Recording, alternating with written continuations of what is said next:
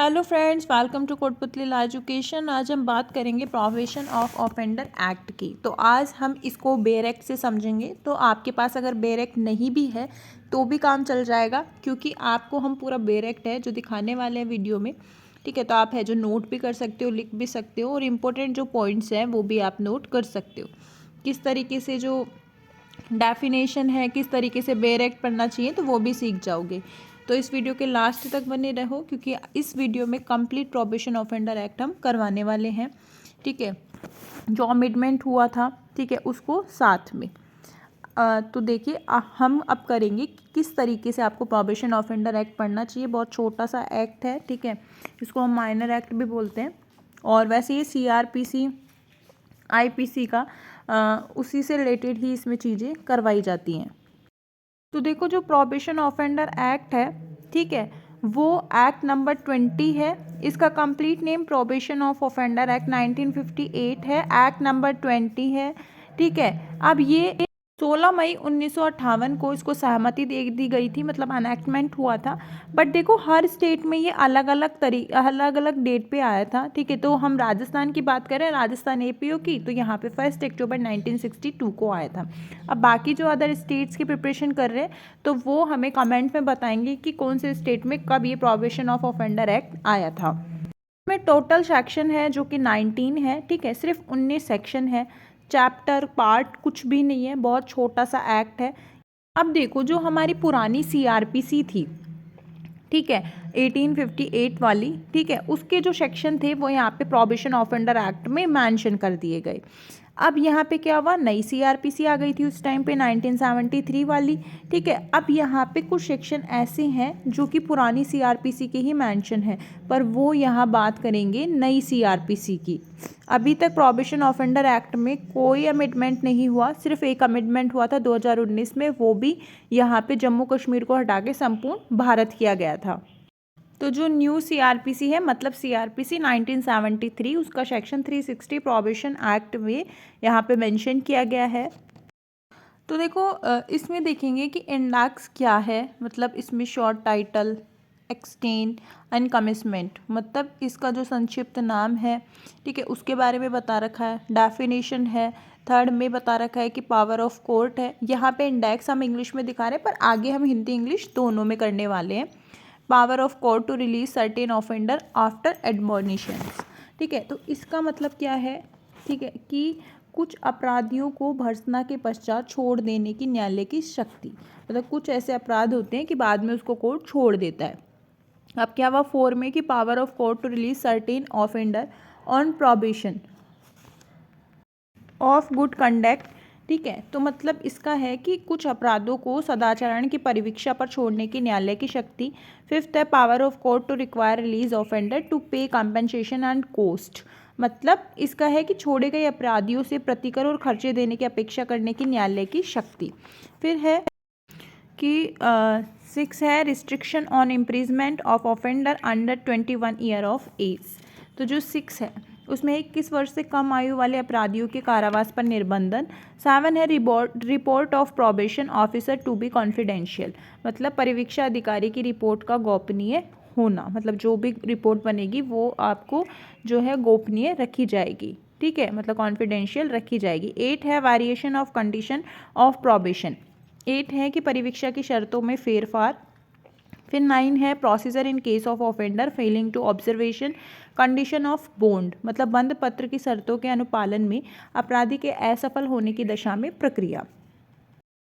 फिर है 10 provision as to sureties, ठीक है। तो 10 में है कि प्रतिभूओं के बारे में उपबंध। फिर 11 है court competent to make order under the act appeal and revision and power of court in appeal and revision। तो 11 है अधिनियमों के अधीन आदेश देने के लिए सक्षम न्यायालय, अपील और पुनरीक्षण और अपीले और पुनरीक्षण न्यायालयों की शक्ति।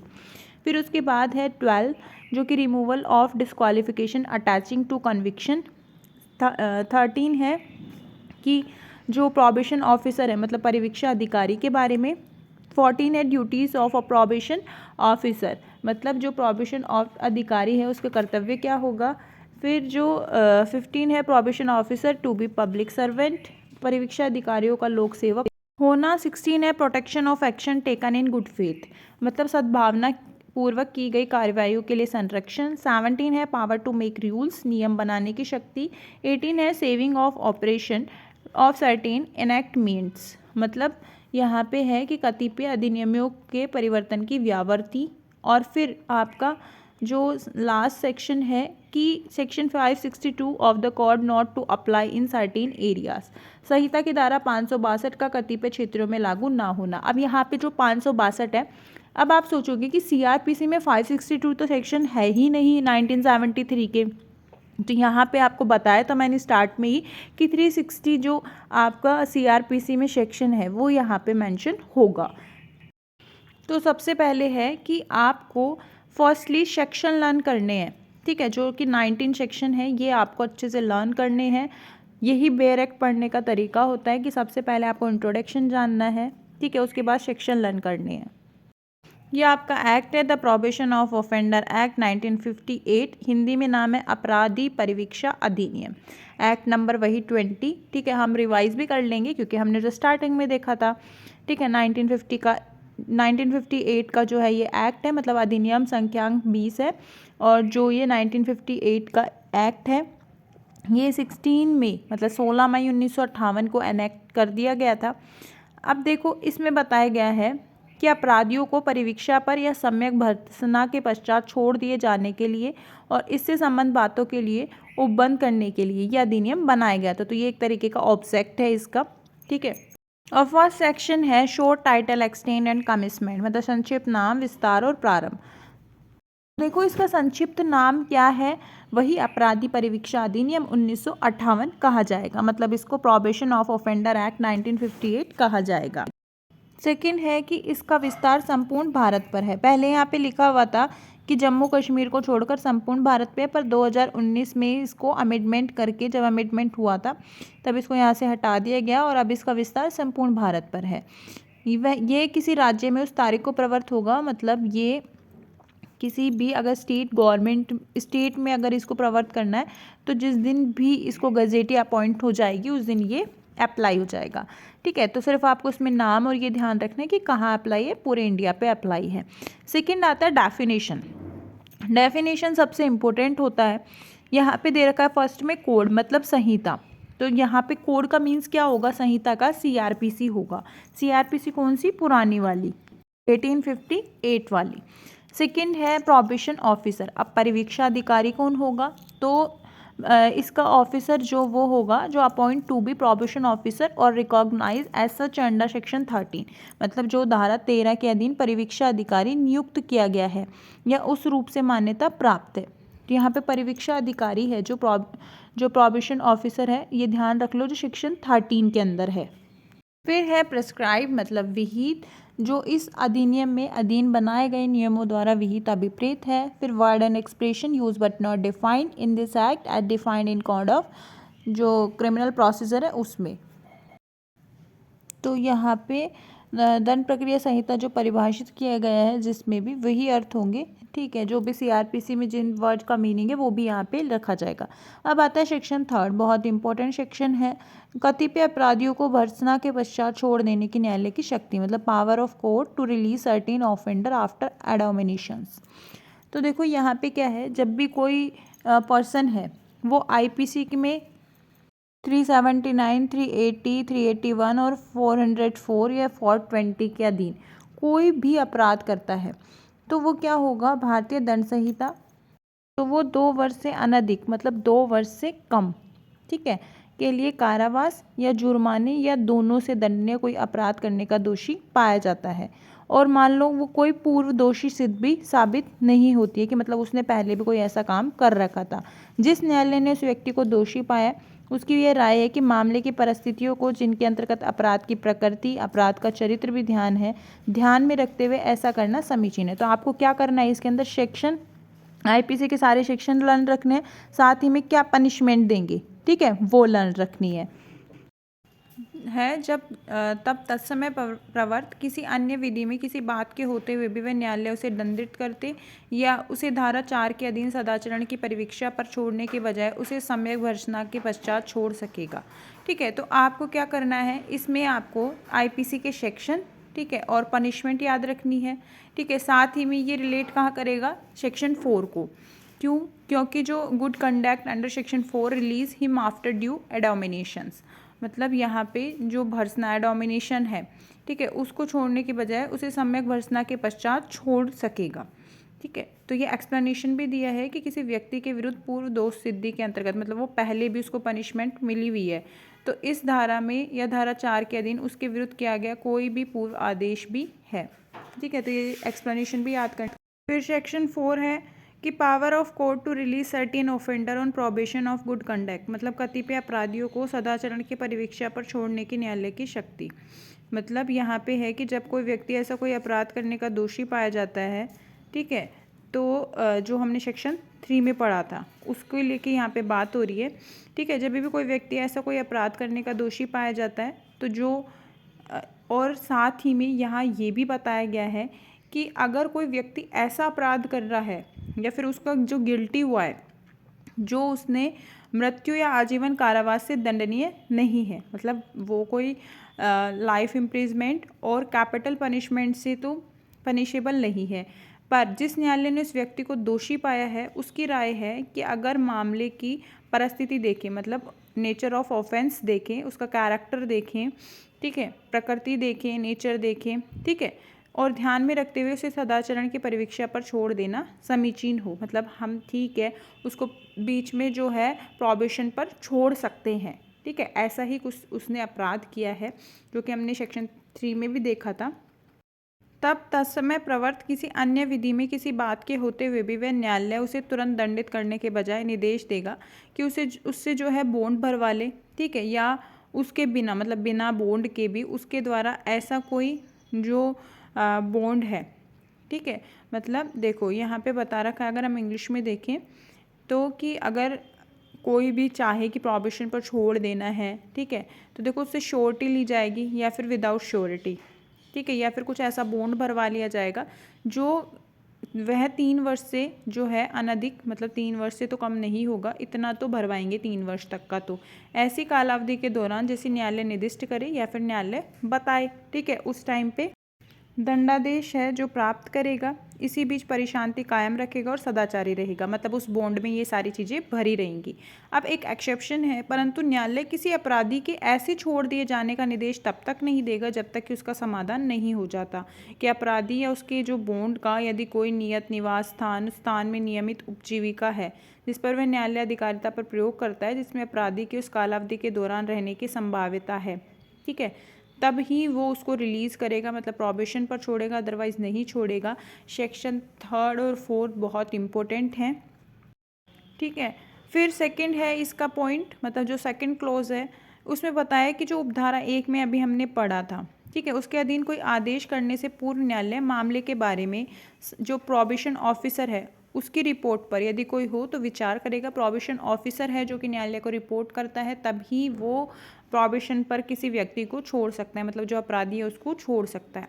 थर्ड है कि जब हमने सेक्शन 4 का जो फर्स्ट क्लोज देखा था उसके अधीन आदेश किया जाता है, तब यदि न्यायालय की राय है कि अपराधी और जनता के हितों में ऐसा करना समीचीन है तो वह उसके अतिरिक्त एक पर्यवेक्षण आदेश पारित कर सकेगा जिसमें निर्देश देगा कि अपराधी आदेश में नामित किसी परिवीक्षा अधिकारी के पर्यवेक्षण के अधीन 1 वर्ष से कम न होने वाली ऐसी कालावधि के दौरान रहेगा जो कि उसमें विनिर्दिष्ट हो और पर्यवेक्षण आदेश में ऐसी शर्तें अधिरोपित कर सकेगा।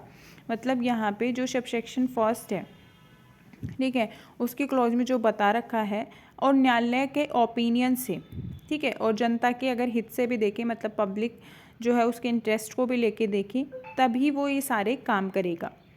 ठीक है, फिर है 4 कि जो हमने अभी सबसेक्शन 3 में पढ़ा था, ठीक है, उसके अधीन पर्यवेक्षण आदेश करने वाला न्यायालय है, मतलब जो सुपरविज़न जो न्यायालय कर रहा है, न्यायालय अपराधी से अपेक्षा करेगा कि छोड़ जाने से पहले वह उस आदेश की जो भी इंस्ट्रक्शंस दे रखे हैं उसका पालन करे, ठीक है, ना ही वो कोई भी जो इंटॉक्सिनेंट्स हैं, ठीक है, इसके बारे में मतलब निवास स्थान, मादक पदार्थों से प्रवृत्त या किसी अन्य बात के बारे में ऐसी अतिरिक्त शर्तों का जैसे न्यायालय जो किसी स्पेशल ऐसे सिचुएशंस में ध्यान रखते हुए उस अपराध की पुनरावृत्ति को या अपराधी द्वारा अन्य अपराधों के किए जाने को रोकने के लिए अधिरोपित करना ठीक समझे, पालन करने के लिए, मतलब वो कुछ और काम ना करे। जैसे प्रोबेशन पर छोड़ने से पहले वो क्या करेगा, न्यायालय उसको इंस्ट्रक्शंस देगा कि वो ना तो दोबारा ऐसा काम करे, ना ही कोई मादक पदार्थ मतलब जो इंटॉक्सिनेशंस हैं ये सारे काम करे, ठीक है, ना ही वो उस अपराध की रिपीट करे, ठीक है। तो ऐसे कुछ कंडीशंस देगा और उसके लिए उसको बॉन्ड भरवा देगा, ठीक है। फिर 5 है कि उपधारा 3 के अधीन पर्यवेक्षण आदेश करने वाला न्यायालय आदेश के निबंधनों और शर्तों को अपराधी को समझाएगा, ठीक है, उसमें समझाएगा, बॉन्ड भरवाएगा और एक जो कॉपी है जिसकी जो बॉन्ड भरवाएगा वो प्रोबेशन ऑफिसर को देगा। तो ये सेक्शन 3 और 4 दोनों बहुत इंपॉर्टेंट है, एग्ज़ाम में आपके यहीं से क्वेश्चंस बनेंगे, ठीक है। और जो भी इसमें डिटेल्स है ये सारी लर्न कर लेना, सेक्शन लर्न कर लेना जो इनमें दे रखे और साथ ही में जो इसमें बता रखा है 2 वर्ष 3 वर्ष लाइफ इम्प्रिजमेंट नहीं होना चाहिए, ये सारी चीज़ें भी आपको लर्न होनी चाहिए। बॉन्ड कब भरवाएगा कब नहीं भरवाएगा ये भी आपको पता होना चाहिए। फिर सेक्शन 5 है कि power of court to require release offender to pay compensation and cost, मतलब छोड़े गए अपराधियों से प्रतिकर और खर्चा देने की अपेक्षा करने की न्यायालय की शक्ति।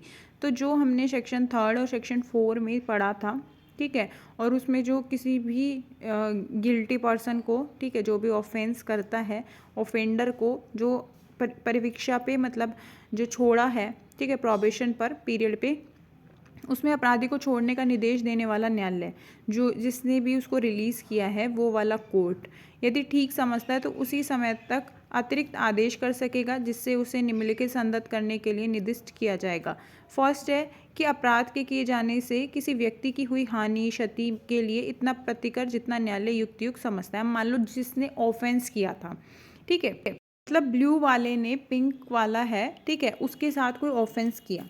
अब यहाँ पे क्या हुआ कि उसको जो ब्लू वाले को मतलब कोर्ट ने पकड़ लिया था, ठीक है, मतलब पुलिस वालों ने, और अब उसका जो केस चला तो उसको क्या प्रोबेशन पर छोड़ा गया। पर जो पिंक वाले के साथ जो नुकसान हुआ था, ठीक है, तो उसके लिए क्या है कंपनसेशन दिलवाई जाएगी उस व्यक्ति से, और जो उसकी कार्रवाई में इतने खर्च हुए तो न्यायालय समझता है तो वो भी दिलवाया जाएगा, ठीक है।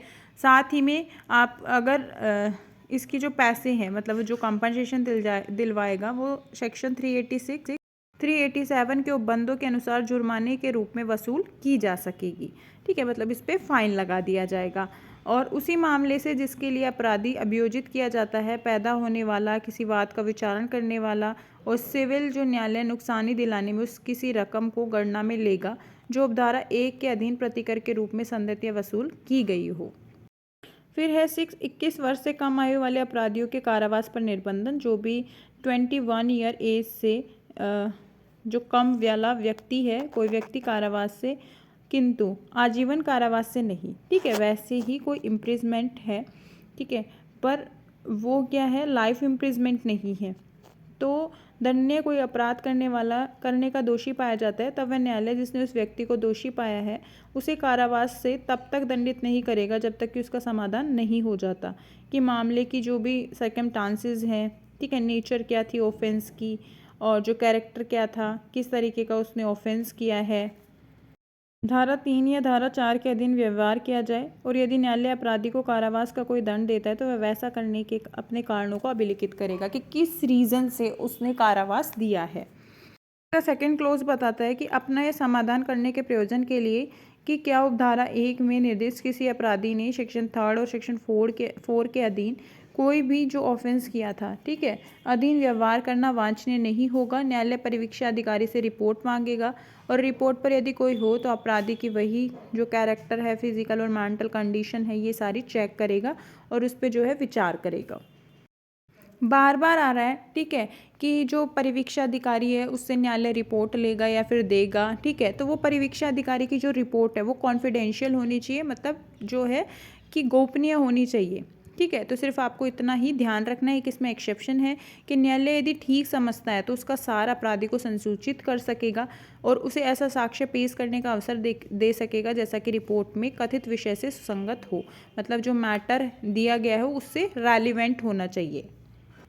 फिर है सेक्शन 8 परिवीक्षा की शर्तों में फेरफार, मतलब variation of condition of probation. तो if on the application of a probation officer any court which pass an order under section 4, मतलब यदि किसी परिवीक्षा अधिकारी के आवेदन पर किसी न्यायालय की जिसने किसी अपराध के संबंध में धारा 4 के अधीन पारित किया यह राय है कि अपराधी द्वारा दिए गए किसी बंद पत्र की शर्तों में फेरफार करना, मतलब मान लो कोई बॉन्ड दिया और जो उसकी इंस्ट्रक्शंस थे, मतलब जो कंडीशन थी उसमें कुछ वेरिएशंस हुई हो, ठीक है, तो और जनता के हितों में समीचीन या आवश्यक है तो वह कालावधि के दौरान ही, मतलब जब वो ऑफेंडर ड्यूरेशन उसी टाइम जब वो अपनी सज़ा में हो, ठीक है, उसी कालावधि के दौरान जब बंद पत्र प्रभावी है या फिर बंद पत्र जब प्रभावी हो तो उस समय ही क्या है उसके अस्तित्व अवधि को, मतलब उसके जो ड्यूरेशन है उसको बढ़ा घटा सकता है, ठीक है, मूल आदेश की तारीख से 3 वर्ष से अधिक की ना हो, ठीक है, और उसकी शर्तों को परिवर्तित करके या उसमें अतिरिक्त शर्तें अंत्य स्थापित करके उस जो प्रोबेशन कंडीशंस हैं बॉन्ड में उससे फेरफार कर सकेगा। फिर है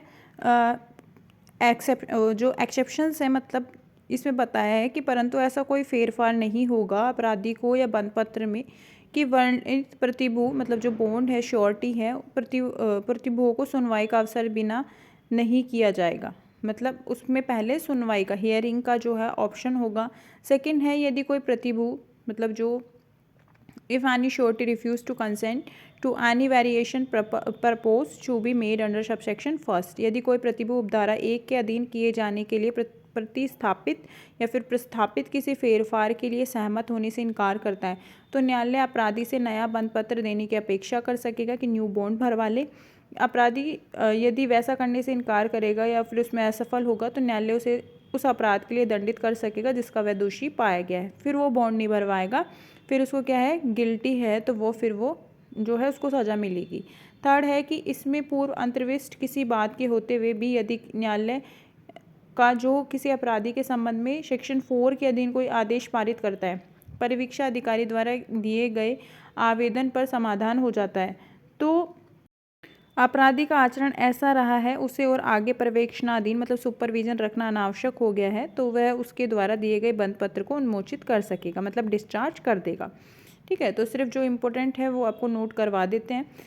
9 है कि जो बंद पत्र की शर्तों के अनुपालन में अपराधी के असफल होने की दशा में प्रक्रिया, procedure in case of offender failing to observe condition of bond. अब मान लो जो बॉन्ड की जो इंस्ट्रक्शंस दिए थे न्यायालय ने उसको और वो सारे फेल हो गए, वो वापस से वही अपराध कर रहा है या फिर कुछ ऐसा काम कर दिया उसने कि जो शर्तें थी वो सारी फेल हो गई, ठीक है, तो क्या होगा यदि उस न्यायालय के पास जो किसी अपराधी के संबंध में सेक्शन 4 के अधीन कोई आदेश पारित करता है और किसी न्यायालय के पास जो उस अपराधी की बाबत उसके मूल अपराध के संबंध में कार्रवाई कर सकता है परिवीक्षा अधिकारी की रिपोर्ट पर या अन्यथा ये विश्वास करने कारण है कि अपराधी अपने द्वारा दिए गए जो बॉन्ड भरा था उसने, ठीक है, उसको उसकी शर्तों को अनुपालन करने में असफल हो गया है तो उसके लिए क्या है गिरफ्तारी के लिए वारंट जारी कर दिया जाएगा और वो ठीक समझते हैं तो उसके और प्रतिभूओं के लिए तो इसमें क्या है कि वो अरेस्ट वारंट निकाल देगा, ठीक है, और यदि कोई नाम समन निकाल सकेगा जिससे उससे या उनसे अपेक्षा की जाएगी उस समय पर जो समनों के विनिर्दिष्ट हो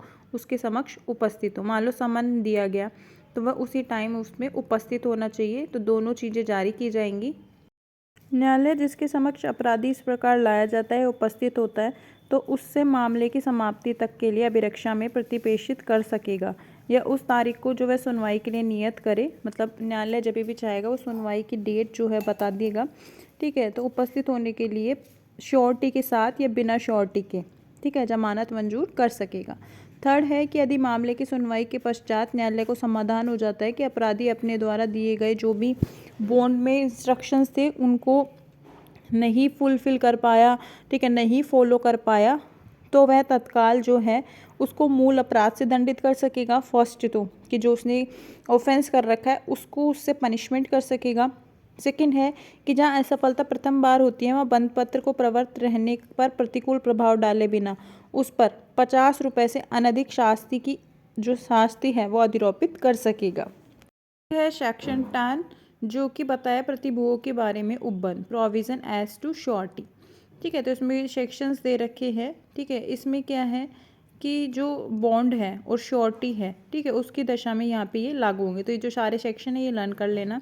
11 है जो कि अधिनियम के अधीन आदेश देने के लिए सक्षम न्यायालय, फिर अपील और पुनरीक्षण मतलब जो रिवीजन करने के लिए और पुनरीक्षण न्यायालयों की जो शक्तियाँ हैं उसके बारे में बताया है। संहिता में मतलब सीआरपीसी में या किसी अन्य विधि में या फिर कोई अदर लॉ हो उसमें अगर कहीं मेंशन है किसी बात के होते हुए भी इस अधिनियम के अधीन आदेश अपराधी का विचारण करने और उस कारावास से दंडित करने के लिए सशक्त किसी न्यायालय द्वारा या हाई कोर्ट या फिर कोई अदर कोर्ट है, ठीक है, जब भी मामला उसके समक्ष अपील या पुनरीक्षण में आए तो दिया जा सकेगा। तो आपको ध्यान रखना है कि कोई भी न्यायालय हो जो यहाँ पे दंडित है वो कर सकेगा। सेकंड है कि यहाँ पे सीआरपीसी में अंतर्विष्ट किसी बात के होते हुए जहाँ सेक्शन 3 और 4 है उसके अधीन कोई आदेश है, ठीक है, अपराधी को विचारण करने के लिए मतलब जो कोर्ट है उसको ट्रायल करने के लिए किसी न्यायालय द्वारा दिया जाता है जो कि उच्च न्यायालय से भिन्न हो, तो वहाँ अपील उस न्यायालय को की जा सकेगी जिसको पूर्ववर्ती न्यायालय के दंडादेशों से अपील मामूली तौर पर की जाती है। मतलब जो उच्च न्यायालय नहीं होना चाहिए, बाकी कोई भी कोर्ट हो।